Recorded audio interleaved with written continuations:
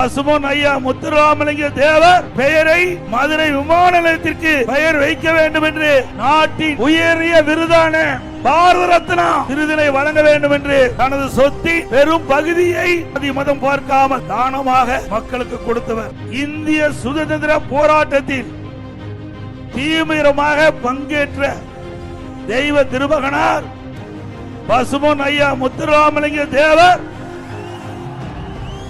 தன் வாழ்நாள் முழுவதும் அனைத்து தரப்பு மக்களுக்காக வாழ்ந்தவர்.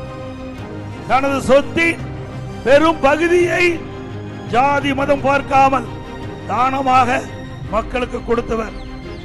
தேசிய தலைவரான தேவர் திருமகனார் ஒரே நேரத்தில் சட்டமன்ற தேர்தலிலும் நாடாளுமன்ற தேர்தலிலும் போட்டியிட்டு வெற்றி பெற்றவர்.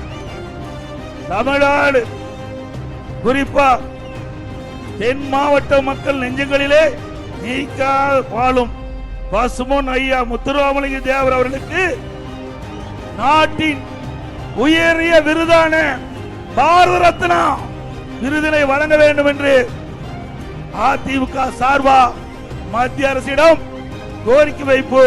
அதை நிறைவேற்றுவதற்கு அனைத்து முயற்சியும் அதிமுக கட்சி எடுக்கும்.